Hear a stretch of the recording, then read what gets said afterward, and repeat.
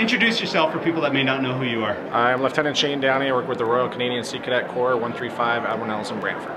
When you think of this event, this luncheon, what's important about it? Everything about it. I mean, if it wasn't for these gentlemen that are here having actively served in the war, then we wouldn't even be here. You know, potentially we wouldn't have the freedoms to express our gratitude towards them. The word veteran is a very loaded word. What does veteran mean to you? It is a totally loaded word. That means too much. Words that are, it's hard to put into words. It means so many different things. I mean, these gentlemen went through a lot, gave up a lot, have given up a lot. Currently we've got young vets that don't even know they're vets, and that's one thing I want some of these guys that have been in Afghanistan who are still active members of the Canadian Forces, that they don't realize that they too are veterans.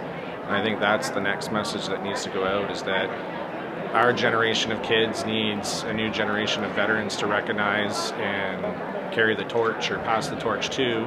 And I think these gentlemen from the 56 and anybody else in Canada that served in Afghanistan are new veterans, and they begrudgingly or unwittingly or unwillingly accept that passing of the torch, but they need to accept it because our veterans that we have now are slowly dwindling due to age and everything else that has affected them. You brought up the aging veterans, and that's one of the things that we've been talking a lot about. There's less and less of them every year. Your thoughts on, as you say, the passing of the torch and the importance of carrying on that legacy?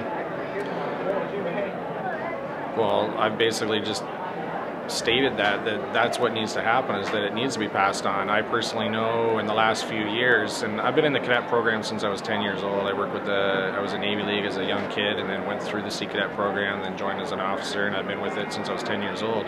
So a lot of these old gentlemen, I've never really known personally, but I've always seen their faces and know just by sight, I recognize that gentleman, I recognize that gentleman. And over the last 10 years or so, I've been working at a school where we put on Remembrance Day services, and a lot of these gentlemen have been there.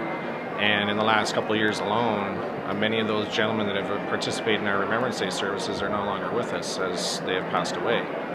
But keeping the torch held high and having Remembrance Day services and continuing on with these luncheons and formalities that recognize what they have done, as well as our new vets. Again, they're not going to recognize that they are, but this is one way that we can recognize and carry on their memory and legacy, is that these new veterans recognize that they're veterans. Mm-hmm. There's one thing that I've always believed in. There's certain stories that you can't tell to people unless there's people that have experienced, and you brought up the old and the new veterans.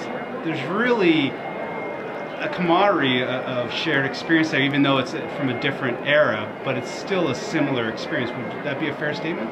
I would say that's probably a fair statement. I mean, nobody can ever say that I know what you've been through, but these gentlemen can at least have an idea of what they've been through. They might not be the exact same situation. I mean, technologies change, which have changed how war is played out, but still there's fear, there's being away from home, there's living in unsavory conditions and things like that are a generalized experience for all veterans, I would assume. Mm-hmm. One of the things that we're trying to do as well is twofold. One, reach out to the older veterans that we can't find anymore, but